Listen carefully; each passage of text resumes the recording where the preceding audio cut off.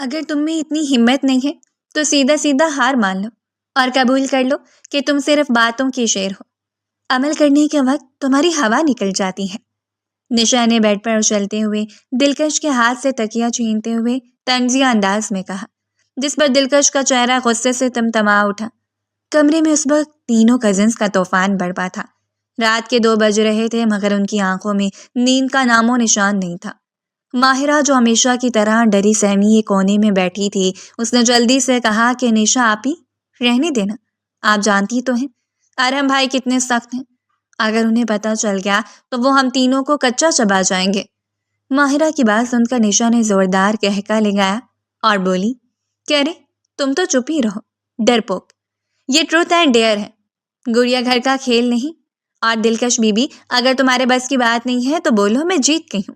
دلکش نے اپنی بکھری ہوئی زلفوں کو جھٹکے سے پیچھے کیا اور نشا کی آنکھوں میں آنکھیں ڈال کر بولی کہ دیکھو نشا، میری انا کو مت للکارو، میں ڈرتی بڑتی کسی سے نہیں ہوں، بس لحاظ کر رہی ہوں کہ وہ تمہارے سگے بھائی ہیں اور میرے تایا زاد، کہیں ان کی عزت کا فالودہ نہ بن جائے۔ نشا نے شرارت سے آنکھ مارتے ہوئے اپنا موبائل دلکش کی طرف بڑھایا اور بولی کہ عزت کی فکر تم مت کرو،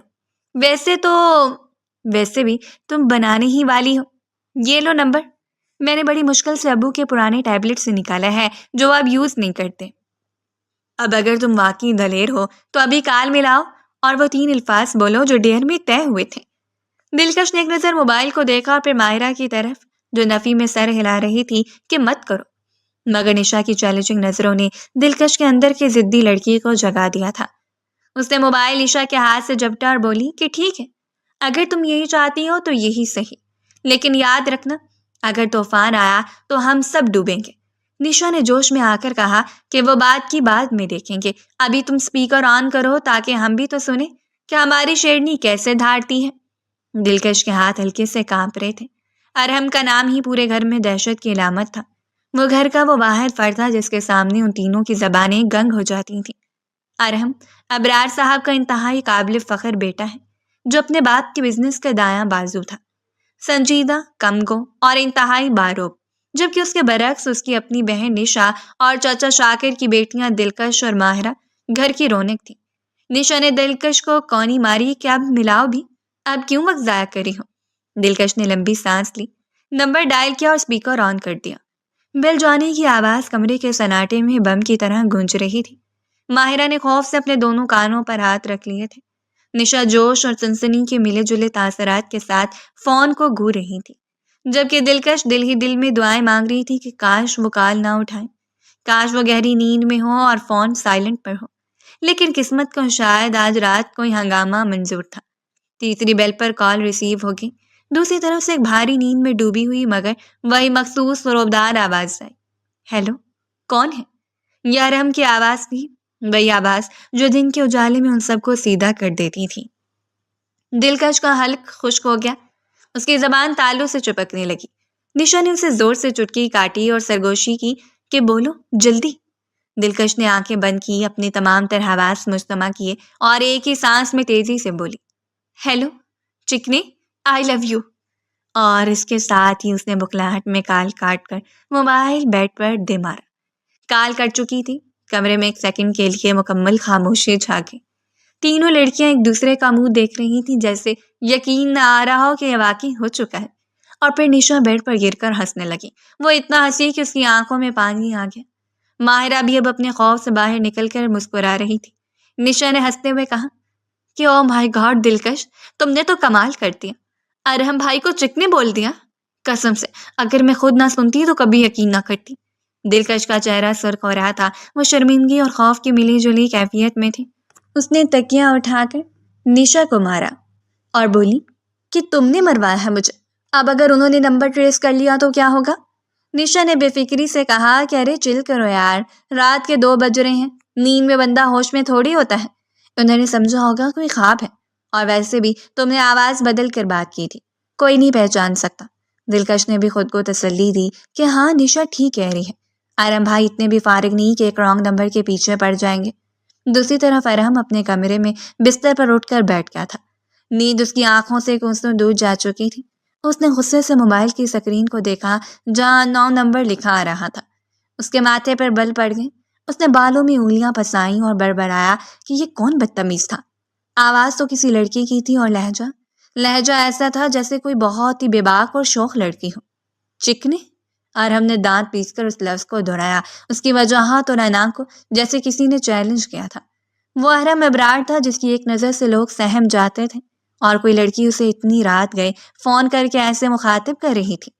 ارحم نے غصے سے موبائل سائڈ ٹیبل پر پٹکا اور سوچا کہ صبح دیکھتا ہوں، لیکن یہ جو کوئی بھی ہے اس نے ارحم سے پنگا لے کر اچھا نہیں کیا۔ اگلی صبح ناشتے کی میز کا منظر کچھ عجیب تھا۔ گھر کے بڑے ابرار صاحب اور شاکر صاحب معمول کی گفتگو میں مصروف تھے۔ تائی امی اور چچی کچن سے گرم گرم پراٹھے لا رہی تھیں۔ نشا، ماہرہ اور دلکش خاموشی سے اپنی کرسیوں پر بیٹھی تھیں، مگر ان کی نظریں بار بار سیڑھیوں کی طرف اٹھ رہی تھیں۔ نشا نے میز کے نیچے سے دلکش کے پاؤں پر پاؤں مارا اور آنکھوں سے اشارہ کیا کہ نارمل رہنا۔ تبھی سیڑھیوں پر قدموں کی چاپ سنائی تھی اور ارحم حسب معمول تیار ہو کے ہاتھ میں کوٹ پکڑے سنجیدہ چہرے کے ساتھ نیچے اترا۔ اس کی آمد پر جیسے میز کا ماحول ہی بدل گیا۔ ارحم نے کرسی کھینچی اور بلند آواز میں السلام علیکم کہا۔ سب نے جواب دیا۔ تائی امی نے پیار سے پوچھا کہ ارحم بیٹا، رات ٹھیک سے سوئے تھے نا؟ تمہاری آنکھیں کچھ سرخ لگ رہی ہیں۔ ارحم نے چائے کا کپ اٹھاتے ہوئے سب پر ایک تائرانہ نظر ڈالی۔ اس کی نظر ایک لمحے کے لیے دلکش پر رکھی جو بڑی معصومیت سے بریڈ پر مکھن لگا رہی تھی۔ ارحم نے سنجیدگی سے جواب دیا کہ نہیں امی، رات کسی جاہل نے سونے نہیں دیا، کوئی رانگ نمبر تھا، عجیب و غریب باتیں کر رہا تھا۔ ارحم کے کہتے ہی ماہرہ کے ہاتھ سے چمچ گر گیا جس کی آواز پلیٹ سے ٹکرا کر گونجی۔ ارحم نے چونک کر ماہرہ کو دیکھا۔ ماہرہ بخلا گئی اور بولی کہ وہ سوری بھائی، ہاتھ سے پھسل گیا۔ نشا نے بات سنبھالتے ہوئے کہا کہ بھائی آج کل تو یہ عام بات ہے، لوگ فارغ ہوتے ہیں تو دوسروں کو تنگ کرتے ہیں، آپ بلاک کر دیں نمبر۔ ارحم نے گہرا سانس لیا اور تلخ لہجے میں بولا کہ بلاک تو میں کر دوں گا، لیکن پہلے ذرا پتہ تو لگاؤں کہ ہمت کس کی ہوئی ہے۔ آواز تو کسی لڑکی کی تھی، اگر میرے ہاتھ لگ گئی تو اس سے بتاؤں گا کہ ارحم کو تنگ کرنے کا انجام کیا ہوتا ہے۔ دلکش کے حلق میں نوالا بری طرح اٹکا، اسے شدید کھانسی شروع ہو گئی۔ تائی امی گھبرا گئی اور جلدی سے اسے پانی پلایا۔ آرام سے بیٹا، کیا ہو گیا؟ دلکش نے پانی پی کر بمشکل سانس بحال کی اور چوری چھپے ارحم کو دیکھا جو اسے ہی گھور رہا تھا۔ اس کی نظروں میں ایک عجیب سا غصہ تھا۔ دلکش نے دل ہی دل میں نشا کو کوسا جو سر جھکائے مسکراہٹ دبا رہی تھی۔ ناشتے کے بعد جب ارحم آفس چلا گیا تو تینوں لڑکیاں دلکش کے کمرے میں جمع ہو گئیں۔ دلکش نے کمرے میں آتے ہی نشا کو بالوں سے پکڑ لیا۔ تیری وجہ سے آج میں پکڑی جاتی، دیکھا نہیں ان کا موڈ، وہ تو کچا چبا جاتے مجھے۔ نشا نے ہنستے ہوئے خود کو چھڑایا اور بولی کہ ارے چھوڑو نا، کیا ہوا؟ کچھ نہیں ہوا، بلکہ مزہ تو اب آیا ہے۔ تم نے دیکھا بھائی کا چہرہ؟ وہ غصے کے ساتھ ساتھ کنفیوز بھی تھے۔ ان کی انا کو پہلی بار کسی نے ٹھیس پہنچائی ہے۔ مائرہ نے ڈرتے ہوئے کہا کہ لیکن آپی، اگر انہیں واقعی پتہ لگوا لیا تو؟ نشا نے لاپرواہی سے کہا کہ کچھ نہیں ہوتا، وہ سم پاپا کے نام پر نہیں تھی، کسی کے بھی نام پر ہو سکتی ہے، بھائی کو کیا پتا چلے گا۔ دلکش، اب تو تمہیں یہ جاری رکھنا پڑے گا، شاید تبھی ختم نہیں ہوئی، تمہیں انہیں کم سے کم ایک ہفتہ تنگ کرنا ہے۔ دلکش نے حیرت سے نشا کو دیکھا۔ کیا تم پاگل ہو گئی ہو؟ میں اب دوبارہ موت کے کنویں میں چھلانگ نہیں لگاؤں گی۔ نشا نے اسے اکساتے ہوئے کہا کہ او کم آن دلکش، ڈر گئی؟ میں تو سمجھتی تھی تم بہت دلیر ہو، لیکن تم تو ارحم بھائی کے نام سے کانپنے لگے۔ دلکش کی رگیں حمیت پھر بھڑک اٹھی۔ ٹھیک ہے، اگر تم یہی سمجھتی ہو تو دیکھنا، اب میں ارحم بھائی کو ایسا زج کروں گی کہ وہ خود مجھ سے بات کرنے کے لیے ترسیں گے۔ اس راہ دلکش نے خود ارحم کو کال کرنے کا فیصلہ کیا۔ وہ جانتی تھی کہ یہ آگ اسے کھیلنے کے مترادف ہے، لیکن ارحم کے روب کو توڑنے اور اسے چڑھانے میں اسے اب ایک عجیب سا لطف آنے لگا تھا۔ رات کے 11 بجے جب ارحم اپنے کمرے میں لیپ ٹاپ پر کام کر رہا تھا، اس کا فون بجا۔ ارحم نے نمبر دیکھا، وہی نمبر تھا۔ اس کے چہرے پر ایک سرد مسکراہٹ آ گئی۔ اس نے سوچا کہ چلو شکار خود چل کر آیا ہے۔ اس نے فون اٹھایا اور خاموش رہا۔ دوسری طرح سے دلکش نے اپنی آواز کو مزید بھاری اور پراسرار بناتے ہوئے کہا، ہیلو، ناراض ہو کیا میرے چکنے ہیرو؟ ارحم نے دانت پیستے ہوئے اپنی آواز پر قابو پایا اور سخت لہجے میں پوچھا، دیکھو تم جو کوئی بھی ہو اپنی حد میں رہو، کون ہو تم اور کیا چاہتی ہو مجھ سے؟ دلکش ہنسی اور اس کی ہنسی میں بلا کی شوخی تھی۔ میں تمہاری چاہنے والی ہوں، تمہاری دیوانی۔ اف، تم غصے میں اور بھی حسین لگتے ہو۔ جب تم سب ناشتے کی میز پر سب کو گھو رہے تھے نا، میرا تو دل ہی نکل گیا تھا۔ ارحم چونک گیا۔ کیا تم مجھے صبح دیکھا؟ اس کا مطلب تم میرے آس پاس ہی ہو، گھر میں ہو یا گھر کے باہر۔ ارحم کا دماغ تیزی سے کام کرنے لگا۔ دلکش کو احساس ہوا کہ اس نے غلطی کر دی ہے۔ اس نے بات سنبھالتے ہوئے کہا، کیا رے بدھو، میں تمہیں روز دیکھتی ہوں، تمہاری ہر ادا پر نظر ہے میری۔ ویسے میرا نام حسینہ ہے، صرف تمہاری حسینہ۔ ارحم نے غصے سے کہا کہ بکواس بند کرو۔ اگر تمہارے پاس کرنے کو کوئی ڈھنگ کی بات نہیں ہے تو دفع ہو جاؤ اور مجھے دوبارہ کال مت کرنا، ورنہ میں پولیس میں رپورٹ کروا دوں گا۔ دلکش نے بے پرواہی سے کہا کہ جو کرنا ہے کر لو جان، میں تو کال کروں گی، تمہاری آواز سنے بغیر مجھے چین نہیں آتا۔ اچھا، اب میں جا رہی ہوں، خوابوں میں ملیں گے، بائے۔ اور اس نے فون بند کر دیا۔ ارحم غصے سے اٹھ کھڑا ہوا۔ وہ کمرے میں ٹہلنے لگا۔ یہ لڑکی کوئی عام لڑکی نہیں ہے، یہ مجھے جانتی ہے، میری روٹین جانتی ہے، اور سب سے بڑی بات، یہ مجھ سے ڈرتی نہیں ہے۔ ارحم کے لیے بات ناقابل یقین تھی کہ کوئی لڑکی اس سے اس طرح بات کر سکتی ہے۔ اس نے فیصلہ کیا کہ اب وہ غصہ کرنے کی بجائے دماغ سے کام لے گا۔ اس نے فوراً اپنے ایک دوست کو کال ملائی جو ٹیلی کمیونیکیشن کمپنی میں مینیجر تھا۔ یار دانش، ایک نمبر بھیج رہا ہوں، مجھے ارجنٹ اس کی ڈیٹیلز چاہیے، کس کے نام پر ہے اور لوکیشن کیا ہے؟ ارحم نے حکم صادر کیا۔ دانش نے کہا کہ بس 10 منٹ دو، ابھی بتاتا ہوں۔ ارحم فون ہاتھ میں لیے بےتابی سے انتظار کرنے لگا۔ 10 منٹ بعد دانش کا میسج آیا۔ ارحم نے میسج کھولا تو اس کے پیروں تلے سے زمین نکل گئی۔ ارحم کے موبائل کی سکرین پر شاکر حسین کا نام جگمگا رہا تھا۔ یہ نام پڑھتے ارحم کے پیروں تلے سے زمین نکل گئی تھی۔ اس کے وہم و گمان میں بھی نہیں تھا کہ جس حسینہ کو وہ باہر کی کوئی آوارہ لڑکی سمجھ رہا تھا، وہ دراصل اس کے اپنے ہی گھر کی 4 دیواری کے اندر موجود ہے۔ غصے کی ایک شدید لہر اس کے رگ و پے میں دوڑ گئی۔ چچا شاکر کے نام پر سم، اس کا مطلب یہ لڑکی میرے گھر کی ہے۔ ارحم نے دانت پیستے موبائل کی طرف دیکھا۔ اس کی آنکھوں میں اب تفریح نہیں بلکہ ایک الاؤ دہک رہا تھا۔ اس کے گھر کے اصول، اس کی تربیت اور اس کا روب، سب جیسے اسے ایک نام نے چیلنج کر دیا تھا۔ اس کے ذہن میں فوراً 2 ہی نام آئے، ماہرہ یا دلکش۔ ماہرہ؟ ارحم نے نفی میں سر ہلایا۔ نہیں، ماہرہ تو میرے سامنے نظر اٹھا کر بات نہیں کر سکتی۔ اس میں اتنی ہمت کہاں کہ وہ مجھے چکنا کہے اور آئی لو یو بولے۔ پھر اس کا دھیان دلکش کی طرف گیا۔ دلکش جو گھر بھر میں اپنی شرارتوں کے لیے مشہور تھی، جو اکثر اس کے سامنے بھی شوق جواب دینے سے باز نہیں آتی تھی۔ تو یہ تم ہو دلکش؟ ارحم نے مٹھی وینچ لی۔ تم نے میری شرافت اور میرے روح کا مذاق بنایا ہے، تم نے آگ سے کھیلنے کی کوشش کی ہے۔ اب میں تمہیں بتاؤں گا کہ ارحم ابرار سے الجھنے کا انجام کیا ہوتا ہے۔ ارحم کا پہلا رد عمل تھا کہ وہ ابھی نیچے جائے اور سب کے سامنے یہ تماشا کھول دے، مگر پھر وہ رک گیا۔ وہ جانتا تھا کہ اگر اس نے ابھی شور مچایا تو میں انکار کر دے گی، ہو سکتا ہے وہ سم ہی توڑ کر پھینک دے اور پھر ارحم کے پاس کوئی ثبوت نہیں بچے گا۔ اور ارحم کچا کھلاڑی نہیں تھا، وہ اسے ثبوت کے ساتھ رنگے ہاتھوں پکڑنا چاہتا تھا۔ اس نے گہرا سانس لیا اور اپنے چہرے کے تاثرات کو نارمل کرنے کی کوشش کی۔ کھیلنا چاہتی ہو نا تم؟ ٹھیک ہے، اب کھیل میں کھیلوں گا اور تم دیکھو گی۔ ارحم نے فیصلہ کر لیا کہ وہ اس لڑکی کی کال کا جواب دے گا، اسے باتوں میں لگائے گا تاکہ وہ بے خوف ہو کر اپنی کوئی نشانی چھوڑ دے یا سامنے آ جائے۔ دوسری طرف دلکش اپنے کمرے میں بستر پر الٹی لیٹی ٹانگیں ہلا رہی تھی۔ اس کے چہرے پر ایک ماتحانہ مسکراہٹ تھی۔ وہ سمجھ رہی تھی کہ اس نے ارحم جیسے سخت گیر انسان کو زج کر دیا ہے۔ پاس ہی نشا بیٹھی نیل پالش لگا رہی تھی۔ نشا نے پوچھا، ویسے دلکش تم نے آج کال نہیں کرنی کیا؟ 2 دن ہو گئے، اب تو ارحم بھائی بھی عادی ہو گئے ہوں گے۔ دلکش نے چونک کر نشا کو دیکھا۔ اب اس کے دل میں ایک عجیب سی تبدیلی آ رہی تھی۔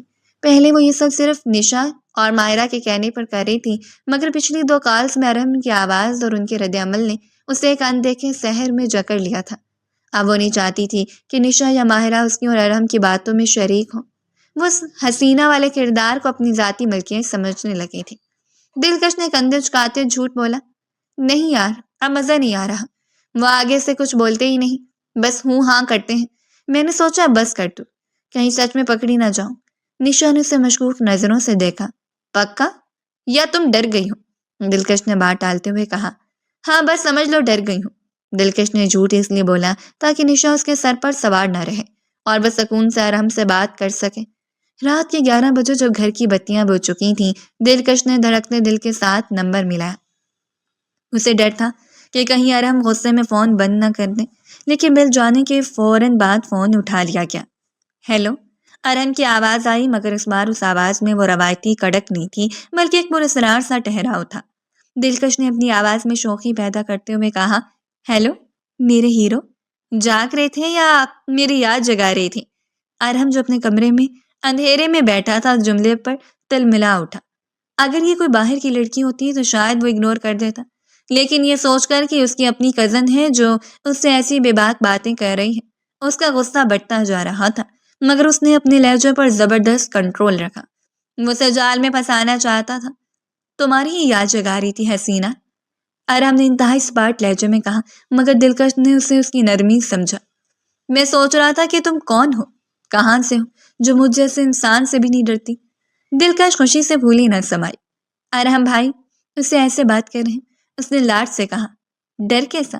محبت میں ڈر کی کوئی جگہ نہیں ہوتی، اور ویسے بھی تم اتنے بھی برے نہیں ہو جتنا بننے کی کوشش کرتے ہو۔ ارحم نے دانت پیستے ہوئے سوچا، اچھا تو اب تم مجھے بتاؤ گی کہ میں کیسا ہوں؟ مگر زبان سے بولا، اچھا تو تم مجھے جانتی ہو، یعنی تم نے مجھے قریب سے دیکھا ہے؟ دلکش سنبھل گئی۔ ہاں مطلب دور سے دیکھا ہے، مگر دیکھا تو ہے نا۔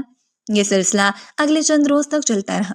دن کے وقت ارحم کا رویہ گھر میں معمول سے زیادہ سخت اور سنجیدہ ہوتا۔ وہ دلکش کو کڑی نظروں سے دیکھتا، یہ جانچنے کے لیے کہ کیا اس کے چہرے پر کوئی خوف یا ندامت ہے۔ مگر دلکش اپنی ہی دنیا میں مگن تھی۔ وہ سمجھ رہی تھی کہ وہ بہت ہی ہوشیاری سے کھیل رہی ہے اور رات والا ارحم اس کا دیوانہ ہوتا جا رہا ہے۔ ارحم اب جان بوجھ کر رات کو اسے لمبی باتوں میں لگاتا۔ وہ چاہتا تھا کہ دلکش اس سے جذباتی طور پر وابستہ ہو جائے، تاکہ جب اس کا بھانڈا پھوڑے تو اسے سبق یاد رہے۔ ارحم کے لیے یہ رومانس نہیں تھا، یہ ایک مجرم کو پکڑنے کی تفتیش تھی۔ ایک رات باتوں کے دوران ارحم نے اچانک پوچھا، ویسے ایک بات بتاؤ، تمہارے گھر والے تمہیں کچھ نہیں کہتے؟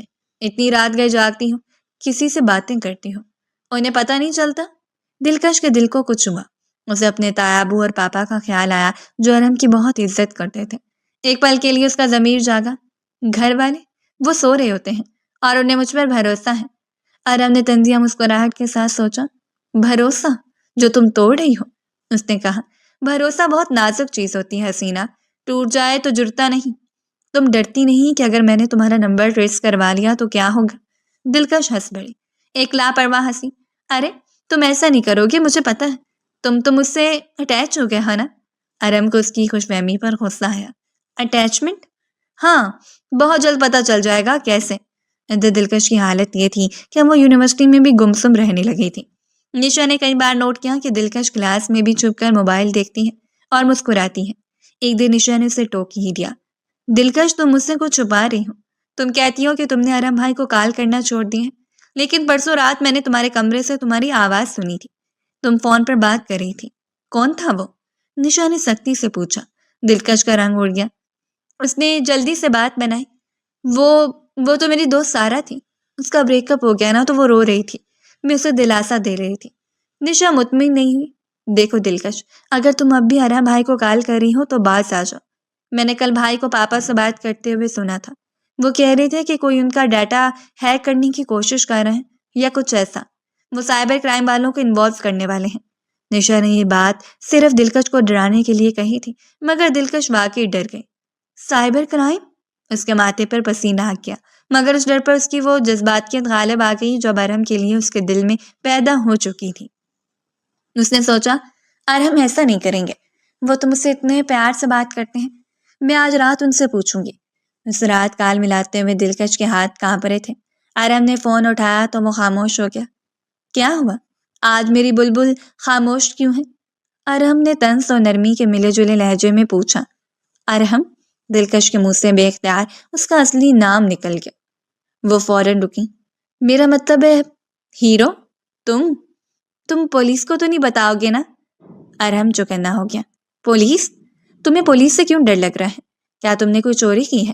دلکش نے معصومیت سے کہا۔ نہیں، چوری تو نہیں کی، بس تمہارا دل چرایا ہے۔ ارحم کو اس کی فلمی لائن پر شدید تب چڑھی۔ یہ لڑکی اس حد تک جا چکی تھی کہ اب اسے مذاق اور حقیقت کا فرق بھی بھولتا جا رہا تھا۔ ارحم نے فیصلہ کیا کہ اب آخری وار کرنے کا وقت آ گیا ہے۔ چرانے کی سزا تو ملے گی، ارحم نے سنجیدگی سے کہا۔ خیر یہ چھوڑو، میں تم سے ایک اہم بات پوچھنا چاہتا تھا۔ کیا؟ دلکش نے پوچھا۔ کیا تم چاہتی ہو کہ میں ہمیشہ تمہارا رہوں؟ دیکھو، میرے گھر والے میری شادی کے لیے زور دے رہے ہیں۔ آرم نے جھوٹ بولا تاکہ اسے دباؤ میں لا سکے۔ اگر تم سامنے نہیں آؤ گی تو مجھے ان کی پسند کی لڑکی سے شادی کرنی پڑے گی۔ دلکش کے دل میں ہلچل مچ گئی۔ شادی؟ نہیں، تم شادی نہیں کر سکتے۔ اس کی آواز میں روحان سا پن آ گیا۔ کیوں؟ کیا تم مجھ سے شادی کرنا چاہتی ہو؟ آرم نے سیدھا سوال داغا۔ ویسے میری کوئی گرل فرینڈ نہیں ہے، لیکن اگر تم بننا چاہتی ہو یا اس سے آگے کا رشتہ چاہتی ہو تو تمہیں اس نقاب سے باہر آنا ہوگا۔ دلکش خاموش ہو گئی۔ کمرے میں سناٹا چھایا ہوا تھا۔ اس کا دل چیخ چیخ کر کہہ رہا تھا کہ ارحم کو سب سچ بتا دے۔ وہ اب ارحم کو صرف تنگ نہیں کر رہی تھی بلکہ اس کی شخصیت کے اس جعلی نرم پہلو کی دیوانی ہو چکی تھی۔ وہ سوچنے لگی کہ اگر میں ارحم بھائی کو بتا دوں کہ میں دلکش ہوں اور میں ان سے محبت کرنے لگی ہوں تو شاید وہ غصہ نہ کریں۔ شاید وہ بھی مجھے پسند کرتے ہوں، اسی لیے تو اتنی باتیں کرتے ہیں۔ بتاؤ، خاموش کیوں ہو گئی؟ ارحم نے دباؤ ڈالا۔ کیا میں سمجھوں کہ تم صرف ٹائم پاس کر رہی تھی؟ نہیں، دلکش تڑپ کر بولی، یہ ٹائم پاس نہیں ہے۔ میں واقعی تم سے… وہ محبت کا لفظ بولتے بولتے رک گئی۔ اچھا، تو پھر ثابت کرو۔ ارحم نے اپنا جال پھینکا۔ مجھے اپنی کوئی نشانی دو یا مجھے اپنا نام بتاؤ، ورنہ آج یہ ہماری آخری بات ہوگی۔ میں کسی بزدل لڑکی کے ساتھ زندگی نہیں گزار سکتا۔ دلکش کی آنکھوں میں آنسو آ گئے۔ میں بزدل نہیں ہوں، بس مجبوری ہے۔ کیسی مجبوری؟ ارحم نے کوریدا۔ میں تمہارے بہت قریب ہوں۔ اگر تمہیں پتہ چل گیا تو شاید تم مجھ سے نفرت کرو گے، دلکش نے سسکی لیتے ہوئے کہا۔ ارحم کو اس کی سسکی سن کر ذرا بھی ترس نہیں آیا، بلکہ اسے یقین ہو گیا کہ اب یہ پوری طرح پھنس چکی ہیں۔ نفرت یا محبت کا فیصلہ تو تب ہوگا جب سچ سامنے آئے گا۔ میں تمہیں کل تک کا وقت دیتا ہوں، سوچ لو، یا تو سچ بتا دو یا پھر ہمیشہ کے لیے مجھے بھول جاؤ۔ ارحم نے فون کاٹ دیا۔ فون بند کرنے کے بعد ارحم نے ایک لمبی سانس لی۔ اس کے چہرے پر ایک فاتحانہ مسکراہٹ تھی، مگر آنکھوں میں غصہ بدستور قائم تھا۔ بہت قریب ہو تم، جانتا ہوں میں۔ کل تمہارا یہ ڈرامہ ختم ہو جائے گا دلکش۔ وہ جانتا تھا کہ اس نے دلکش کو اس موڑ پر لا کھڑا کیا ہے جہاں وہ جذباتی ہو کر کوئی غلطی ضرور کرے گی۔ دوسری طرف دلکش نے فون سینے سے لگا لیا۔ وہ رو رہی تھی، اسے سمجھ نہیں آ رہا تھا کہ وہ کیا کرے۔ ایک طرف اس کی محبت ہی جو ارحم کے قدموں میں سچ ڈالنے پر اکسا رہی تھی، اور دوسری طرف ارحم کا وہ روبدار روپ تھا جو اسے روک رہا تھا۔ میں کیا کروں؟ اس نے خود سے سوال کیا۔ اگر میں نے بتا دیا تو کیا وہ مجھے اپنا لیں گے؟ یا اسے ارحم کے غصے کا خیال آیا تو جرجری آ گئی۔ مگر پھر ارحم کا جملہ یاد آیا کہ میں بزدل لڑکی کے ساتھ زندگی نہیں گزار سکتا۔ دلکش نے آنسو پونچھے۔ میں انہیں کھو نہیں سکتی، مجھے انہیں بتانا ہی ہوگا۔ اس نے فیصلہ کر لیا تھا کہ وہ ارحم کو سب سچ بتا دے گی، لیکن وہ نہیں جانتی تھی کہ اپنی محبت کا اعتراف کرنے نہیں بلکہ اپنی سزا وصول کرنے جا رہی ہے۔ رات بھر کی بے چینی اور کشمکش کے بعد جب صبح کا سورج طلوع ہوا تو دلکش کی آنکھوں میں نیند کا نام و نشان نہیں تھا۔ وہ فیصلہ کر چکی تھی کہ آج وہ اپنے اس جھوٹ کے بت کو پاش پاش کر دے گی، چاہے نتیجہ کچھ بھی ہو۔ اس کا دل اسے بار بار تسلی دے رہا تھا کہ ارحم کا وہ نرم لہجہ، وہ پیار بھری باتیں اور وہ رات گئے تک جاگ کر اس کا انتظار کرنا، یہ سب جھوٹ نہیں ہو سکتا۔ اگر ارحم اس حسینہ کو پسند کر سکتے ہیں تو جب انہیں پتہ چلے گا کہ وہ حسینہ کوئی اور نہیں بلکہ ان کی اپنی کزن دلکش ہے تو شاید وہ ناراض ہوں، مگر محبت نفرت میں نہیں بدلے گی۔ اس امید کے سہارے اس نے صبح کا آغاز کیا۔ آج گھر میں چہل پہل معمول سے زیادہ تھی۔ شام کو پھپھو اور ان کی فیملی کھانے پر آ رہی تھی اور گھر کے بڑوں کے درمیان کچھ اہم فیصلے ہونے والے تھے۔ کچن میں تائی امی اور چچی کی ہدایات گونج رہی تھی، جبکہ ملازم ادھر سے ادھر بھاگ رہے تھے۔ دلکش اپنے کمرے سے نکلی تو اس کا سامنا سیدھا نشا سے ہوا۔ نشا نے اسے دیکھتے ہی مشکوک نظروں سے گھورا اور بازو پکڑ کر سائڈ ٹیبل پر لے گئی۔ تمہاری آنکھیں سوجی ہوئی ہیں دلکش، سچ بتاؤ، رات پھر تم نے کال کی تھی نا؟ نشا نے سختی سے پوچھا۔ دلکش نے نظریں چراتے ہوئے کہا، نہیں نشا، میں نے بس دیر تک پڑھائی کی تھی۔ تم ہر وقت مجھ پر شک کیوں کرتی ہو؟ نشا نے اس کے ماتھے پر انگلی ماری۔ کیونکہ میں تمہیں جانتی ہوں، تم اس آگ سے کھیل رہی ہو جو ہم سب کچھ جلا دے گی۔ یاد رکھنا، آج شام گھر میں مہمان آ رہے ہیں۔ ارحم بھائی سارا دن گھر پر ہوں گے، کوئی الٹی سیدھی حرکت مت کرنا۔ دلکش نے سر ہلا دیا، مگر اس کے دل میں تو کچھ اور ہی چل رہا تھا۔ وہ تو آج رات کا انتظار کر رہی تھی جب ارحم کے سامنے اپنے دل کا حال کھول کے رکھ دے گی۔ دوپہر کے کھانے کی میز پر ارحم موجود نہیں تھا۔ پتہ چلا کہ وہ کسی ضروری کام سے باہر گیا ہے۔ دلکش کو تھوڑا سکون ملا کیونکہ ارحم کے سامنے آتی اس کا اعصاب جواب دینے لگتے تھے۔ شام ہوتے ہی گھر کی رونقیں بحال ہو گئی۔ پھپھو، ان کے شوہر اور بیٹا احسن آ چکے تھے۔ ڈرائنگ روم میں ہنسی مذاق اور باتوں کا سلسلہ جاری تھا۔ دلکش، ماہرہ اور نشا نے مہمانوں کو چائے پیش کی۔ ماہرہ آج بہت پیاری لگ رہی تھی۔ ہلکے گلابی رنگ کے جوڑے میں اس کی معصومیت مزید نکھر آئی تھی۔ سب کی توجہ کا مرکز آج ماہرہ اور احسن تھے، کیونکہ بڑوں نے ان دونوں کے رشتے کا فیصلہ کر لیا تھا۔ کچھ دیر بعد تائی امی نے خوشی سے اعلان کیا، ہم نے فیصلہ کیا کہ ماہرہ اور احسن کی بات پکی کر دی جائے اور اگلے ماہ ان کی منگنی کر دیں گے۔ سب نے تالیاں بجائیں اور مبارکباد کا شور مچ گیا۔ ماہرہ شرما کر نشا کے پیچھے چھپ گئی، جبکہ احسن بھی مسکرا رہا تھا۔ ماحول بہت خوشگوار تھا، لیکن دلکش کی نظریں بار بار دروازے کی طرف اٹھ رہی تھیں جہاں سے ارحم کو آنا تھا۔ وہ سوچ رہی تھی کہ کاش ارحم بھی اس خوشی کے موقع پر یہاں ہوتے۔ ابھی یہ باتیں ہو ہی رہی تھیں کہ پارچ میں گاڑی رکنے کی آواز آئی اور چند لمحوں بعد ارحم اندر داخل ہوا۔ اس نے گہرے نیلے رنگ کا شلوار قمیص پہن رکھا تھا اور وہ بلا کا وجہ لگ رہا تھا۔ اس کی شخصیت کا رعب ایسا تھا کہ کمرے میں موجود شور تھوڑا مدھم پڑ گیا۔ ارحم نے سب کو سلام کیا اور احسن سے گلے ملا۔ مبارک ہو چھوٹے، بلا کر تم نے ہماری گڑیا کو جیت ہی لیا۔ ارحم نے احسن کے کندھے پر تبکی دیتے ہوئے مسکرا کر کہا، پھر اس نے ماہرہ کے سر پر ہاتھ رکھا۔ خوش رہو۔ دلکش ایک کونے میں کھڑی اسے دیکھ رہی تھی۔ ارحم کی نظر پورے کمرے میں گھومی اور ایک لمحے کے لیے دلکش پر آ کر ٹھہر گئی۔ اس نظر میں وہی پرانی سختی تھی، کوئی نرمی نہیں، کوئی پہچان نہیں۔ دلکش کا دل ڈوبنے لگا۔ کیا یہ وہی ارحم ہے جو رات کو فون پر مجھ سے اتنی محبت سے بات کرتا ہے؟ اسے لگا جیسے وہ دو الگ الگ انسانوں سے ڈیل کر رہی ہے۔ کھانے کے بعد سب لوگ لان میں کرسیوں پر بیٹھ گئے تاکہ کھلی ہوا میں چائے پی سکیں۔ موسم بہت خوشگوار تھا اور چاندنی رات نے ماحول کو مزید خوبصورت بنا دیا تھا۔ مرد حضرات ایک طرف سیاست پر بحث کر رہے تھے، جبکہ خواتین شادی کی تیاریوں میں گفتگو کر رہی تھیں۔ دلکش کا دم گھٹ رہا تھا۔ وہ ارحم سے بات کرنا چاہتی تھی، مگر سب کے سامنے ممکن نہیں تھا۔ اس نے دیکھا کہ ارحم اپنی کرسی سے اٹھا اور فون کان سے لگاتے ہوئے لان کے دوسرے کونے کی طرف جانے لگا جہاں اندھیرا تھا۔ دلکش کے دل میں ایک لہر اٹھی، کیا وہ مجھے کال کرنے جا رہے ہیں؟ اس نے سوچا۔ اس کا موبائل اس کے ہاتھ میں تھا۔ اس نے بے اختیار مٹھی بھینچ لی۔ ارحم لان کے کونے میں کھڑا تھا۔ اس کا رخ گھر کی عمارت کی طرف تھا، لیکن وہ سائے میں تھا، اس لیے صاف نظر نہیں آ رہا تھا۔ دلکش نے موقع غنیمت جانا اور آہستہ سے وہاں سے کھسک کر سیڑھیوں کی طرف بڑھی جو اوپر چھت کی طرف جاتی تھی۔ وہ اکیلے میں بات کرنا چاہتی تھی۔ ابھی وہ سیڑھیوں کے درمیان ہی پہنچی تھی کہ اس کے ہاتھ میں موجود موبائل وائبریٹ ہوا۔ اسکرین پر ارحم کا نام نہیں تھا، بلکہ وہ نمبر تھا جو اس نے یاد کر رکھا تھا۔ دلکش کا دل اچھل کر حلق میں آ گیا۔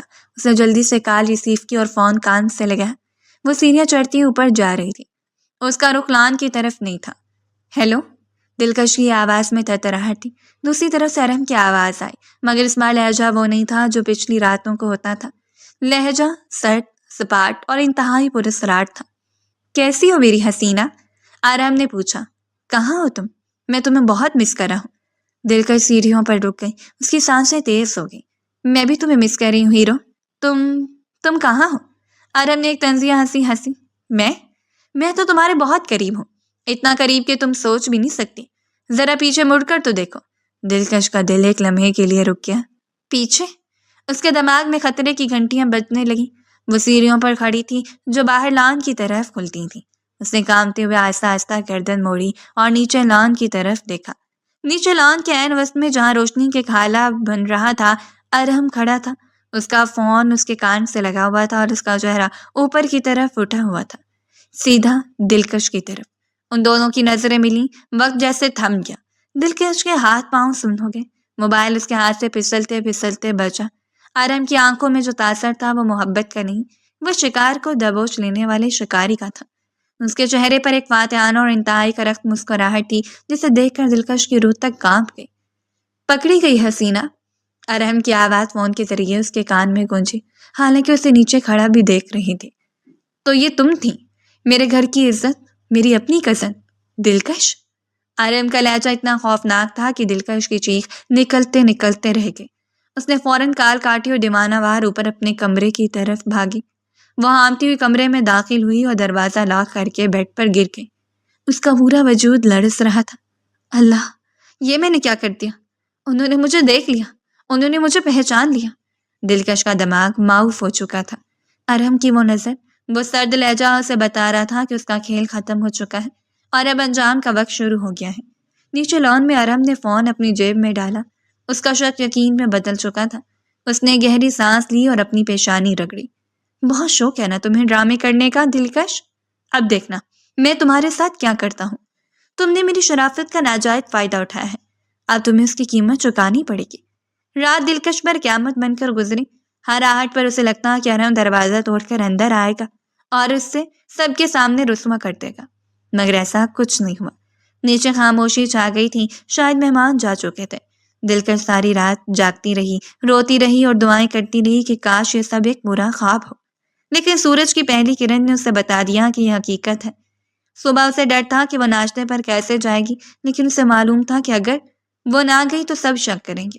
وہ ڈرتے ڈرتے نیچے اتری۔ اس کی آنکھیں سوجی ہوئی تھیں اور چہرہ پیلا پڑا ہوا تھا۔ ناشتے کی میز پر سب موجود تھے سوائے ارحم کے۔ دلکش نے سکھ کا سانس لیا، شاید وہ آفس چلے گئے ہوں گے۔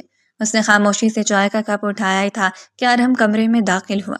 آج اس کا حلیہ کچھ بکھرا ہوا تھا، آنکھیں سرخ تھیں جیسے وہ بھی ساری رات سویا نہ ہو۔ اس نے کسی سے بات کیے بغیر اپنی کرسی سنبھالی۔ دلکش کا دل زور زور سے دھڑک رہا تھا۔ ناشتہ کرو دلکش، یونیورسٹی نہیں جانا کیا؟ تائی امی نے پیار سے پوچھا۔ دلکش نے مشکل جواب دیا، جی تائی امی بس جا رہی ہوں، آج ڈرائیور چھٹی پر ہے۔ ارحم کی بھاری آواز گونجی۔ دلکش کے ہاتھ سے نوالا گر گیا۔ میں چھوڑ دوں گا تمہیں، جلدی تیار ہو جاؤ۔ سب نے اسے معمولی کی بات سمجھا، مگر دلکش جانتی تھی کہ یہ حکم ہے، پیشکش نہیں۔ اس نے انکار کرنے کی کوشش کی۔ نہیں ارحم بھائی، میں نشا کے ساتھ چلی جاؤں گی یا رکشا لے لوں گی۔ ارحم نے سر اٹھا کر اسے دیکھا۔ اس کی نظروں میں ایک ایسی وارننگ تھی جس نے دلکش کی زبان بند کر دی۔ میں نے کہا نا میں چھوڑ دوں گا، 5 منٹ ہے تمہارے پاس، گاڑی میں بیٹھو۔ ارحم اٹھ کر باہر چلا گیا۔ نشا نے دلکش کو کونی ماری۔ جاؤ نا، کیوں نخرے کر رہی ہوں؟ ارحم بھائی کا موڈ ویسے ہی خراب لگ رہا ہے۔ دلکش نے کامتی ٹانگوں کے ساتھ اپنا بیگ اٹھایا۔ اسے ایسا لگ رہا تھا جیسے وہ اپنی سزائے موت کی طرف جا رہی ہے۔ وہ باہر نکلی تو ارحم گاڑی میں بیٹھ چکا تھا اور انجن سٹارٹ تھا۔ دلکش پچھلی سیٹ کا دروازہ کھولنے لگی تو ارحم نے شیشہ نیچے کر کے سرد لہجے میں کہا، فرنٹ سیٹ پر بیٹھو، میں تمہارا ڈرائیور نہیں ہوں۔ دلکش نے تھوک نکلا اور اگلی سیٹ پر بیٹھ گئی۔ اس نے پھر دروازہ بند ہی کیا تھا کہ ارحم نے گاڑی تیزی سے بھگا دی۔ راستے میں مکمل خاموشی تھی۔ گاڑی کا AC چل رہا تھا مگر دلکش کو پسینے آ رہے تھے۔ ارحم کی نظریں سیدھی سڑک پر تھیں۔ اس کے جبڑے بھینچے ہوئے تھے اور ہاتھوں کی گرفت اسٹیئرنگ پر اتنی سختی کہ پور سفید ہو رہے تھے۔ دلکش نے کئی بار ہمت کی کہ کچھ بولے، معافی مانگ لے، مگر ارحم کے چہرے کے تاثرات دیکھ کر اس کے الفاظ گلے میں ہی اٹک گئے۔ گاڑی یونیورسٹی کے راستے پر رواں دواں تھی کہ اچانک ارحم نے گاڑی بائیں طرف موڑ لی۔ دلکش چونکی یہ راستہ یونیورسٹی کا نہیں تھا۔ ارحم بھائی، یہ راستہ یونیورسٹی تو ادھر ہے، دلکش نے دبی آواز میں کہا۔ ارحم نے کوئی جواب نہیں دیا۔ اس نے گاڑی کی رفتار مزید بڑھا دی۔ ارحم بھائی پلیز، ہم کہاں جا رہے ہیں؟ مجھے ڈر لگ رہا ہے۔ دلکش کی آواز میں رونا شامل ہو گیا۔ ڈر؟ ارحم نے پہلی بار اس کی طرف دیکھا۔ اس کی آنکھوں میں طنز اور غصے کا طوفان تھا۔ رات کو فون پر چکنا بولتے ہوئے اور آئی لو یو کہتے ہوئے ڈر نہیں لگتا تھا؟ تب تم بہت شیرنی بنی ہوئی تھی، اب کیا ہوا؟ دلکش کا رنگ فک ہو گیا۔ تو اسے سب پتہ ہے۔ اس کا آخری بھرم بھی ٹوٹ گیا۔ ارحم بھائی میں وہ چپ۔ ارحم نے اتنی زور سے ڈیش بورڈ پر ہاتھ مارا کہ دلکش اچھل پڑی۔ ایک لفظ نہیں اپنی گندی زبان سے۔ تم نے جو کرنا تھا کر لیا، اب میری باری ہے۔ گاڑی شہر سے باہر نکل کر ایک ویران سڑک پر آ گئی۔ یہ ان کا پرانا فارم ہاؤس تھا جو کافی عرصے سے بند پڑا تھا۔ ارحم نے فارم ہاؤس کے گیٹ کے سامنے زوردار بریک لگائی۔ دلکش بری طرح کانپ رہی تھی۔ ارحم بھائی مجھے معاف کر دیں، اللہ کا واسطہ مجھے گھر لے چلیں۔ وہ رو رہی تھی، گر گرا رہی تھی۔ ارحم گاڑی سے اترا اور وہ گھوم کر دلکش کی طرف آیا۔ اس نے دروازہ کھولا اور دلکش کا بازو پکڑ کر اسے باہر کھینچا۔ نکلو باہر۔ نہیں ارحم بھائی پلیز۔ دلکش نے مزاحمت کی کوشش کی مگر ارحم کی گرفت لوہے کی طرح سخت تھی۔ ارحم اسے کھینچتا ہوا فارم ہاؤس کے بڑے ہال میں لے گیا۔ وہاں گرد و غبار تھا اور فرنیچر پر چادریں پڑی ہوئی تھی۔ ارحم نے اسے ہال کے بیچ میں لے جا کر چھوڑا۔ دلکش توازن برقرار نہ رکھ سکی اور فرش پر گر گئی۔ وہ روتی ہوئی پیچھے ہٹنے لگی۔ ارحم نے دروازہ لاک کیا اور اس کی طرف بڑھا۔ اس کے چہرے پر جنون طاری تھا۔ وہ دھیرے دھیرے اپنی پینٹ سے بیلٹ کھولنے لگا۔ یہ منظر دیکھ کر دلکش کی آنکھیں خوف سے پھٹ گئی۔ نہیں ارحم بھائی نہیں، خدا کے لیے، وہ چیخی۔ ارحم نے بیلٹ ہاتھ میں فولڈ کیا اور اس کے قریب جھکا۔ کیوں؟ اب کیوں چیخ رہی ہو؟ جب راتوں کو مجھے کال کر کے میرے جذبات سے کھیل رہی تھی تب شرم نہیں آئی؟ تم نے کیا سمجھا تھا دلکش؟ کیا ارحم ایک کھلونا ہے؟ تم لڑکیوں کو لگتا ہے کہ مرد بے وقوف ہوتا ہے، تم جو چاہو گی کرو گی اور بچ جاؤ گی۔ میں بس شرارت کر رہی تھی، مجھے نہیں پتا تھا بات یہاں تک پہنچ جائے گی۔ میں آپ سے محبت کرنے لگی تھی، سچ میں، دلکش نے روتے ہوئے اعتراف کیا۔ محبت؟ ارحم نے طنزیہ کہکا لگایا۔ اسے محبت نہیں کہتے، اسے گھٹیا پن کہتے ہیں۔ تم نے میری عزت کا تماشا بنایا، میرے کردار پر انگلی اٹھائی، تم نے مجھے سوچنے پر مجبور کیا کہ شاید کوئی واقعی مجھ سے مخلص ہے، لیکن تم تو صرف ایک ڈرامہ کر رہی تھی۔ ارحم کا غصہ آسمان کو چھو رہا تھا، اس نے ہاتھ میں پکڑا ہوا بیلٹ ہوا میں لہرایا۔ آج میں تمہیں بتاؤں گا کہ مذاق کی حد کیا ہوتی ہے۔ دلکش نے آنکھیں میچ لی اور زور زور سے کلمہ پڑھنے لگی۔ اللہ مجھے بچا لے۔ ارحم نے بیلٹ پوری قوت سے زمین پر مارا۔ ٹھا کی آواز پورے حال میں گونجے۔ یہ آواز اتنی خوفناک تھی جیسے کسی نے گولی چلا دیا۔ دلکش یہ آواز سنتے ہی بے ہوش ہو گئے۔ ارحم جو اسے صرف ڈرانے کے لیے سب کر رہا تھا اسے گرتے دیکھ کر ٹھٹک گیا۔ اس کا غصہ ایک دم جھاگ کی طرح بیٹھ گیا۔ وہ تیزی سے اس کی طرف جھکا۔ دلکش، اس نے اس کا کندھا ہلایا۔ ڈرامے مت کرو، اٹھو۔ لیکن دلکش ساکت تھی، اس کا رنگ بالکل سفید ہو چکا تھا اور ماتھے پر ٹھنڈے پسینے تھے۔ ارحم کو احساس ہوا کہ معاملہ بگڑ چکا ہے۔ اس نے فوراً اس کی نبض چیک کی، نبض بہت دھیمی تھی۔ اوہ شٹ! دلکش! وہ تو صرف اسے سبق سکھانا چاہتا تھا، اسے ڈرانا چاہتا تھا تاکہ وہ آئندہ ایسی غلطی نہ کرے، لیکن وہ یہ بھول گیا تھا کہ دلکش اندر سے کتنی ڈرپوک اور نازک ہے۔ دلکش آنکھیں کھولو، میں نے تمہیں مارا نہیں ہے، دیکھو میں بس ڈرا رہا تھا۔ ارحم نے اس کے چہرے پر ہلکی سی تپکی تھی، کوئی جواب نہیں آیا۔ وہ اسے اٹھا کر گاڑی کی طرف بھاگا۔ اس نے جلدی سے دلکش کو گاڑی کی پچھلی سیٹ پر لٹایا اور خود ڈرائیونگ سیٹ پر بیٹھ کر گاڑی کو ہوا کے دوش پر اڑا دیا۔ اس کا رخ اسپتال کی بجائے گھر کی طرف تھا، کیونکہ وہ جانتا تھا کہ گھر پر امی اسے سنبھال لیں گی اور وہ نہیں چاہتا تھا کہ باہر کسی کو اس معاملے کی بھنک بھی پڑے۔ راستے میں اس کا موبائل مسلسل بج رہا تھا۔ اسے جھجلا کر فون دیکھا تو تایا ابو کا نمبر تھا۔ ارحم نے فون کان سے لگایا تو دوسری طرف سے تایا ابو کی ڈرائی ہوئی، لرزتی ہوئی آواز آئی۔ ارحم بیٹا تم کہاں ہو؟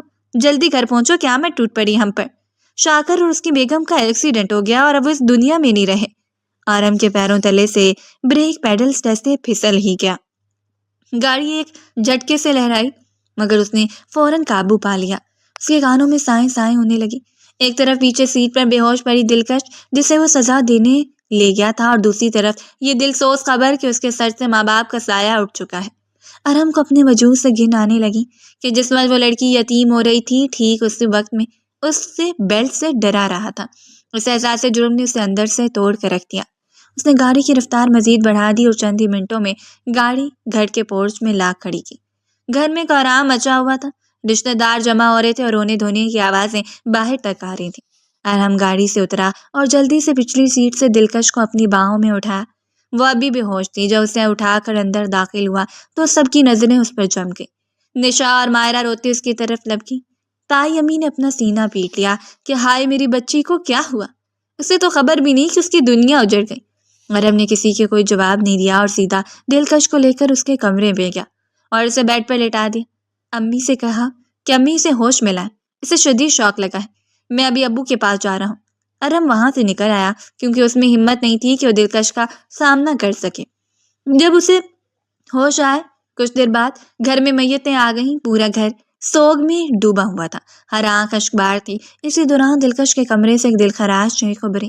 ارحم جو لاؤنج میں کھڑا انتظامات سنبھال رہا تھا، اس چیخ نے اس کا کلیجہ چیر دیا۔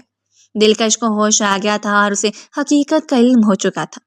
وہ ننگے پاؤں کمرے سے باہر بھاگی اور اپنے ماں باپ کے جسم خاکی سے لپٹ کر دیوانہ وار رونے لگی۔ اس کا بیان اتنا دردناک تھا کہ وہاں موجود ہر شخص کی ہچکیاں بند گئیں۔ ارحم ایک کونے میں کھڑا سر جھکائے آنسو بہا رہا تھا۔ وہ دلکش کے پاس جانا چاہتا تھا، اسے دلاسا دینا چاہتا تھا، مگر اس کا ضمیر اسے ملامت کر رہا تھا کہ تم ہی اس کی تکلیف کی ایک وجہ ہو۔ لیکن پھر اس نے خود کو مضبوط کیا، کیونکہ اس وقت وہ گھر کا وہ واحد مرد تھا جسے سب کو سنبھالنا تھا۔ جنازے کا منظر انتہائی رقت آمیز تھا۔ ماہرہ اور دلکش کا برا حال تھا، وہ بار بار بے ہوش ہو رہی تھی، اور ارحم نے آگے بڑھ کر دونوں بہنوں کے سر پر ہاتھ رکھا اور انہیں سہارا دیا۔ جب دلکش نے ارحم کو دیکھا تو اس کی آنکھوں میں کوئی شکوہ نہیں تھا، بلکہ صرف بے بسی اور ویرانی تھی۔ وہ شاید فارم ہاؤس والا واقعہ بھول چکی تھی، کیونکہ اس کے سامنے اس سے بڑا غم کھڑا تھا۔ تدفین کے بعد کے دن گھر والوں پر بہت بھاری گزرے، خاص طور پر دلکش پر جو بالکل خاموش ہو گئی تھی۔ وہ گھنٹوں اپنے کمرے میں بیٹھی خلا میں گھوٹتی رہتی، نہ کچھ کھاتی نہ پیتی، بس کبھی کبھار اس کی آنکھوں سے آنسو بہنے لگتے۔ وہ جو گھر کی رونق اور شرارتی تتلی تھی اب ایک زندہ لاش بن کر رہ گئی تھی۔ تائی امی اس کا بہت خیال رکھتی تھیں، اسے اپنے ہاتھوں سے کھانا کھلانے کی کوشش کرتی، راتوں کو اس کے پاس ہوتی تاکہ وہ ڈر نہ جائے۔ ماہرہ پھر بھی کچھ سنبھل گئی تھی کیونکہ احسن اور پپو سے دلاسا دیتے رہتے تھے، مگر دلکش کا غم بہت گہرا تھا۔ ارحم روزانہ شام کو اس کے کمرے میں آتا، اس کا حال پوچھتا، مگر دلکش اس کی طرف دیکھتی بھی نہیں تھی، بس خاموشی سے سر ہلا دیتی۔ ارحم کا دل خون کے آنسو روتا، وہ چاہتا تھا کہ دلکش اسے مارے پیٹے، اس سے لڑے کہ تم نے میرے ساتھ زیادتی کی تھی، مگر اس کی خاموشی ارحم کے لیے سب سے بڑی سزا تھی۔ اس دوران ارحم نے تہیہ کر لیا تھا کہ اب وہ ساری زندگی دلکش کی خوشیوں کا محافظ بنے گا۔ اس نے جو ڈر اس کے دل میں بٹھایا تھا اسے اپنی محبت سے نکالے گا۔ تقریباً 40 دن گزر گئے، گھر کا ماحول اب قدرے پرسکون ہو رہا تھا، مگر اداسی بدستور چھائی ہوئی تھی۔ ایک شام تایا ابو، تائی امی اور پپو لاؤنج میں بیٹھے سنجیدہ گفتگو کر رہے تھے۔ تایا ابو نے کہا کہ بھائی، شاکر کے جانے کے بعد ان بچیوں کی ذمہ داری اب مجھ پر ہے۔ میں نہیں چاہتا کہ یہ دونوں خود کو تنہا محسوس کریں۔ ماہرہ کا رشتہ تو احسن سے طے ہے، میں چاہتا ہوں کہ اب دیر نہ کی جائے اور ان کا نکاح کر دیا جائے۔ پھوپھو نے تائید کی کہ ہاں بھائی جان، آپ ٹھیک کہہ رہے ہیں، بچیاں اپنے گھر کی ہو جائیں تو انہیں سہارا مل جائے گا۔ تب دائی امی نے ہچکچاتے ہوئے کہا کہ اور دلکش کا کیا ہوگا؟ وہ تو بالکل ٹوٹ گئی ہے، اسے سب سے زیادہ سہارے کی ضرورت ہے۔ تایا ابو نے ارحم کی طرف دیکھا جو خاموشی سے ان کی باتیں سن رہا تھا۔ انہوں نے کہا کہ میں نے فیصلہ کیا ہے کہ دلکش کا نکاح ارحم سے کر دیا جائے۔ ارحم سے بہتر اس کا خیال کوئی نہیں رکھ سکتا، وہ اس گھر کا بڑا ہے اور دلکش اس کے سامنے پلی بڑی ہے۔ ارحم نے چوم کر باپ کو دیکھا، اس کے دل میں ایک لہر اٹھی، وہ تو پہلے ہی دلکش کو اپنی ذمہ داری سمجھ چکا تھا۔ اس نے فوراً سر جھکا کر کہا کہ جی بابا، جیسے آپ کی مرضی، مجھے کوئی اعتراض نہیں ہے۔ فیصلہ ہو گیا۔ تائی امی دلکش کے پاس گئیں اور اسے پیار سے سمجھایا کہ بیٹا، یہ تمہارے بابا کی بھی خواہش تھی، ارحم تمہارا کزن ہے اور وہ تمہیں بہت خوش رکھے گا۔ دلکش نے خالی خالی نظروں سے تائی امی کو دیکھا، اس کے اندر نہ انکار کی سکت تھی نہ اقرار کی۔ اس نے بس اتنا کہا کہ تائی امی، اب میرے سر پر کوئی سایہ نہیں، آپ لوگ جو فیصلہ کریں گے میرے لیے بہتر ہی ہوگا، اور پھر منہ پھیر کر لیٹ گئے۔ اس کی بے حسی دیکھ کر تائی امی کی آنکھوں میں آنسو آ گئے، مگر انہوں نے سوچا کہ وقت کے ساتھ سب ٹھیک ہو جائے گا۔ شادی کی تیاریاں انتہائی سادگی سے شروع ہوئیں، کوئی ڈھول دھماکہ نہیں ہوا، بس قریبی رشتہ داروں کو بلایا گیا۔ دلکش و ماہرہ کا نکاح ایک ہی دن رکھا گیا۔ نکاح والے دن گھر میں قرآن خوانی ہوئی۔ دلکش کو سادہ سے سفید اور سنہرے کام والا سوٹ پہنایا گیا۔ اس کے چہرے پر کوئی میک اپ نہیں تھا، مگر اس کی قدرتی خوبصورتی غم کی پرچھائیوں میں بھی دمک رہی تھی۔ جب مولوی صاحب نے اسے جواب و قبول کا پوچھا تو اس نے ایک نظر سامنے پردے کی اوٹ میں بیٹھے ارحم کو دیکھا۔ اسے وہ رات یاد آ گئی جب ارحم نے کہا تھا کہ میں کسی بزدل لڑکی کے ساتھ زندگی نہیں گزار سکتا۔ آج وہ اسی ارحم کے نکاح میں جا رہی تھی۔ اس نے دمی آواز میں قبول ہے کہا اور اس کی آنکھوں سے 2 موٹے آنسو ٹپک کر اس کے دامن میں جذب ہو گئے۔ دوسری طرف ماہرہ کا نکاح بھی احسن سے ہو گیا اور یوں سادگی سے رخصتی کا وقت آ گیا۔ رخصتی کے وقت دونوں بہنیں ایک دوسرے سے لپٹ کر بہت روئیں۔ اس گھر میں اب بھی رہیں گی، مگر اب ان کی حیثیت بدل چکی تھی۔ دلکش کو ارحم کے کمرے میں لایا گیا، وہی کمرہ جہاں سے کبھی وہ ڈرتی تھی اور جہاں کال کر کے وہ شرارتیں کیا کرتی تھی۔ کمرے کے پھولوں سے نہیں سجایا گیا تھا کیونکہ سوگ کا ماحول تھا، بس بیڈ شیٹ نہیں بچھائی گئی تھی۔ دلکش بیڈ کے کنارے سمٹ کر بیٹھ گئی، اس کا دل زور زور سے دھڑک رہا تھا۔ اسے ارحم کے غصے کا خوف اب بھی کہیں نہ کہیں لاحق تھا۔ تھوڑی دیر بعد دروازہ کھلا اور ارحم اندر داخل ہوا۔ اس نے دروازہ لاک کیا اور آہستہ قدموں سے بیڈ کی طرف بڑھا۔ دلکش نے گھبرا کر اپنے گھٹنے سینے سے لگا لیا اور چہرہ چھپا لیا۔ ارحم نے اس کے قریب بیٹھ کر نرمی سے اس کے سر پر ہاتھ رکھا۔ اس لمس میں کوئی سختی نہیں تھی بلکہ صرف اپنائیت تھی۔ دلکش، ارحم نے نرمی سے اسے پکارا۔ دلکش نے دھیرے سے سر اٹھایا، اس کی آنکھیں آنسوؤں سے بھری ہوئی تھیں۔ طبیعت کیسی ہے اب؟ ارحم نے پوچھا۔ دلکش نے اس بات میں سر ہلایا اور پھر اس کا ضبط ٹوٹ گیا، وہ پھوٹ پھوٹ کر رونے لگی۔ ارحم سے اس کی حالت دیکھی نہ گئی، اس نے آگے بڑھ کر اسے اپنے سینے سے لگا لیا۔ دلکش نے کوئی مزاحمت نہیں کی، اسے اس وقت ایک مضبوط سہارے کی ضرورت تھی اور ارحم کا سینہ اس کے لیے سب سے محفوظ پناہ گاہ تھی۔ وہ کافی دیر تک اس کے سینے میں منہ چھپائے روتی رہی۔ ارحم خاموشی سے اس کی کمر سہلاتا رہا اور اس کے بالوں کو چومتا رہا۔ جب وہ کچھ پرسکون ہوئی تو ارم نے اس کا چہرہ اپنے ہاتھوں کے پیالے میں لیا اور اپنے انگوٹھے سے اس کے آنسو صاف کیے۔ رو کیوں رہی ہو میری جان؟ میں ہوں نا تمہارے پاس، اب تمہیں کبھی اکیلا نہیں چھوڑوں گا، ارم نے اس کی آنکھوں میں دیکھتے ہوئے کہا۔ دلکش نے ہچکی لیتے ہوئے کہا، مجھے لگا تھا آپ مجھ سے نفرت کرتے ہیں۔ اس دن فارم ہاؤس پر آپ نے… ارم نے اس کے ہونٹوں پر انگلی رکھ کر اسے خاموش کروا دیا۔ شش، وہ میری زندگی کی سب سے بڑی غلطی تھی دلکش، میں صرف تمہیں ڈرانا چاہتا تھا، مجھے نہیں پتا تھا کہ قدرت مجھے اتنا بڑا صدمہ دے دے گی، مجھے معاف کر دو، میں نے تمہیں بہت تکلیف دی ہے۔ دلکش نے معصومیت سے پوچھا، تو آپ کو میری شرارت پر غصہ نہیں ہے؟ میں نے آپ کو چکنا بولا تھا، تنگ کیا تھا۔ ارم مسکرا دیا، اس اداس ماحول میں مسکراہٹ زندگی کی نوید تھی۔ غصہ تو بہت تھا، دل چاہتا تھا کہ اس حسینہ کو پکڑ کر قید کر لوں، اور دیکھو آج تو میری قید میں آ ہی گئی، اب ساری زندگی تمہیں میری ہی چکنی بن کر رہنا پڑے گا۔ دلکش کے لبوں پر بھی مدھم سی مسکراہٹ آ گئی۔ ارم نے اس کا ہاتھ تھام کر اپنے ہونٹوں سے لگایا اور سنجیدگی سے بولا، دلکش تو میری ذمہ داری بھی ہو اور میری محبت بھی۔ میں تمہارے والدین کی کمی تو پوری نہیں کر سکتا، لیکن وعدہ کرتا ہوں کہ تمہیں اتنی خوشیاں دوں گا کہ تم اپنے سارے غم بھول جاؤ گی۔ آج سے تم میری دوست ہو، میری بیوی ہو اور میری شرارتی حسینہ ہو، اب ڈرنا منع ہے۔ دلکش نے ارم کے سینے پر سر رکھ دیا، اسے محسوس ہوا کہ اس کا محافظ اس کے پاس ہے۔ اس رات دونوں کے درمیان موجود تمام غلط فہمیاں اور خوف ختم ہو گئے اور ایک نئے اور خوبصورت رشتے کا آغاز ہوا۔ ارم نے اسے بہت پیار کیا، اس کے ماتھے کا بوسہ لیا اور اسے اپنی باہوں کے گھیرے میں لے کر سلا دیا، اس یقین کے ساتھ کہ اب آنے والی ہر صبح روشن ہوگی۔ اگلی صبح جب کھڑکی سے چن کر آنے والی سورج کی کرنیں دلکش کے چہرے پر پڑی تو اس نے آہستہ سے آنکھیں کھولیں۔ کمرے کا ماحول پرسکون تھا اور فضا میں ایک بھینی سی خوشبو بسی ہوئی تھی۔ اسے کچھ لمحے لگے یہ سمجھنے میں کہ یہ اس کا اپنا کمرہ نہیں بلکہ ارہم کا کمرہ ہے اور اب وہ ارہم کی شریک حیات ہے۔ اس نے کروٹ بدلی تو دیکھا کہ ارہم پہلے سے جاگ چکا تھا اور تکیے سے ٹیک لگائے ہاتھ میں کافی کا مگ پکڑے بڑی گہری نظروں سے اسی کو دیکھ رہا تھا۔ دلکش شربرا کر اٹھ بیٹھی اور دوپٹہ درست کرنے لگی۔ ارم کے لبوں پر ایک دل آویز مسکراہٹ آ گئی۔ صبح بخیر بیگم صاحبہ۔ ارم کی بھاری اور پرکشش آواز نے دلکش کے کانوں میں رس گھول دیا۔ دلکش نے شربا کر نظریں جھکا لی اور دھیمی آواز میں کہا، صبح بخیر۔ آپ کب جاگے؟ ارم نے کافی کا مگ سائڈ ٹیبل پر رکھا اور بیڈ سے اتر کر اس کے قریب آیا۔ اس نے بہت نرمی سے دلکش کا ہاتھ تھاما اور بولا، جب میری زندگی کا سویرا میرے سامنے ہو تو میں نیند میں کیسے رہ سکتا ہوں؟ تمہارے جاگنے کا ہی انتظار کر رہا تھا۔ ارم نے دراز ایک چھوٹا سا مخملی ڈبہ نکالا اور اس میں سے ایک انتہائی نفیس ہیرے کی انگوٹھی نکال کر دلکش کی انگلی میں پہنا دی۔ دلکش نے حیرت سے اسے دیکھا۔ یہ تمہاری منہ دکھائی ہے؟ ارم نے اس کے ہاتھ پر بوسہ دیتے ہوئے کہا، اور ایک وعدہ بھی کہ اس ہیرے کی طرح تم ہمیشہ میری زندگی میں چمکو گی۔ دلکش کی آنکھوں میں نمی تیرنے لگی، لیکن یہ خوشی کے آنسو تھے۔ ارم نے اپنے انگوٹھے سے اس کے آنسو صاف کیے اور شرارت سے بولا، بس اب رونا نہیں، ورنہ میں سمجھوں گا کہ تم مجھ خروس سے شادی کر کے پچھتا رہی ہو۔ دلکش بے اختیار مسکرا دی، نہیں، ایسی بات نہیں ہے۔ شادی کی ابتدائی دن گزرنے کے بعد ارم نے محسوس کیا کہ گھر کے در و دیوار دلکش کو اس کے والدین کی یاد دلاتے ہیں، جس سے وہ اداس ہو جاتی ہیں۔ اس نے فیصلہ کیا کہ وہ دلکش کو کچھ دنوں کے لیے کہیں دور لے جائے گا تاکہ وہ ذہنی طور پر پرسکون ہو سکے۔ ایک شام ارم نے آ کر کہا، دلکش پیکنگ کر لو، ہم کل صبح ہنزا جا رہے ہیں۔ دلکش حیران ہوئی، ہنزا؟ لیکن ارہم، گھر میں سب ٹھیک ہے، میں نے تایا ابو سے اجازت لے لی ہے۔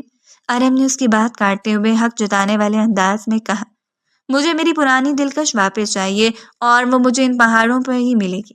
ہنزا کا سفر ان دونوں کی زندگی کا خوبصورت ترین باب ثابت ہوا۔ وہاں کی سرد ہوائیں اور خاموش پہاڑ دلکش کے زخموں کے لیے مرہم بن گئے۔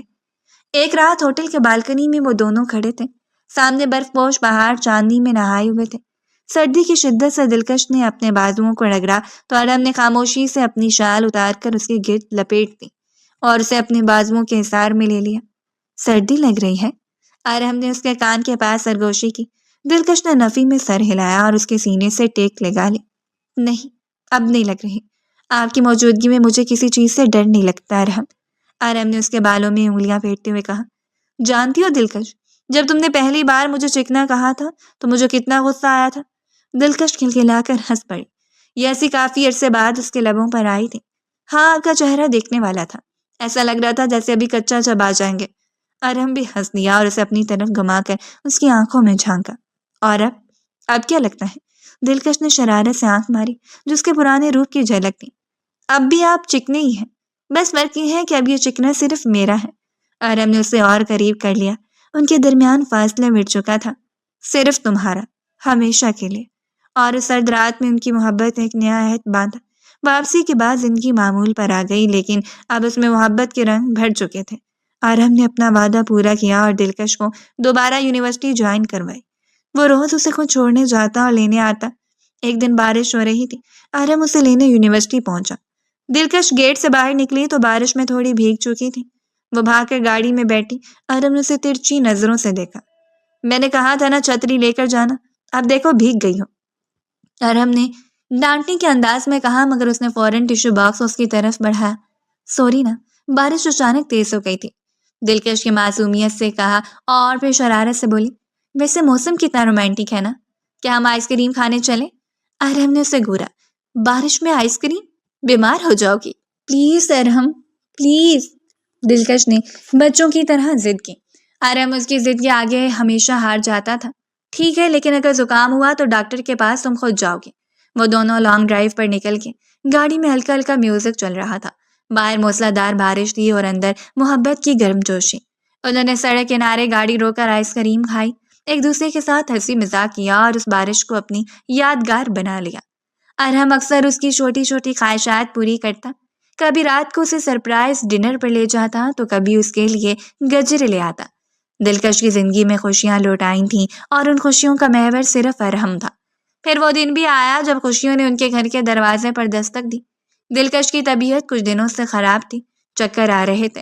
ارہم پریشان ہو کر اسے ڈاکٹر کے پاس لے گیا۔ چیک اپ کے بعد جب ڈاکٹر نے مسکراتے ہوئے خوشخبری سنائی کہ وہ ماں بننے والی ہے تو ارہم کی حالت دیکھنے والی تھی۔ وہ خوشی سے اتنا بخلا گیا کہ ڈاکٹر کو 2 بار تھینک یو بولا۔ گاڑی میں بیٹھتی ارہم نے دلکش کا ہاتھ تھام لیا اور جذباتی لہجے میں بولا، تھینک یو دلکش، تم نے مجھے دنیا کی سب سے بڑی خوشی دی ہے۔ میں وعدہ کرتا ہوں کہ میں تمہارا اور ہمارے آنے والے مہمان کا بہت خیال رکھوں گا۔ دلکش نے مسکرا کر اس کے ہاتھ پر سر رکھ دیا۔ اس دوران ارہم کا رویہ مزید تبدیل ہو گیا۔ وہ اب شوہر سے زیادہ ایک کیئر ٹیکر بن گیا تھا۔ دلکش کا اٹھنا بیٹھنا، کھانا پینا سب ارہم کی نگرانی میں ہوتا۔ وہ آفس سے جلدی آ جاتا، راتوں کو اس کے پیر دباتا اور اسے کہانیاں سنا کر سلاتا۔ ان 9 مہینوں میں ان کا رشتہ محبت کی بلندیوں کو چھو رہا تھا، اور پھر اللہ نے کرم کیا اور ان کے آنگن میں 2 پھول شاکر اور زویا یکمشت کھلاتی ہیں۔ ارہم نے جو پہلی بار اپنے جڑواں بچوں کو گود میں لیا تو اس کی آنکھوں سے شکرانے کے آنسو جاری ہو گئے۔ وہ 2 بچوں کے ساتھ ساتھ ایک مکمل خاندان بن چکے تھے۔ وقت پر لگا کر اڑتا رہا اور آج ان بچوں کی پہلی سالگرہ کا دن آ گیا۔ پورا گھر غباروں روشنیوں سے سجا ہوا تھا، مہمانوں کی آمد شروع ہو چکا تھے۔ دلکش اپنے کمرے میں تیار ہو رہی تھی۔ اس نے ارہم کی پسند کے گہرے سرخ رنگ کی ساڑی پہن رکھی تھی جس میں وہ قیامت ڈھا رہی تھی۔ ساڑی کا بلاؤز جدید کٹ کا تھا اور پلو کو اس نے نفاست سے سنبھالا ہوا تھا۔ اس کے بال کھلے تھے اور کانوں میں جھمکے جھول رہے تھے۔ وہ آئینے میں خود کو دیکھ کر مسکرا رہی تھی اور اپنا کاجل درست کر رہی تھی کہ ارہم کمرے میں داخل ہوا۔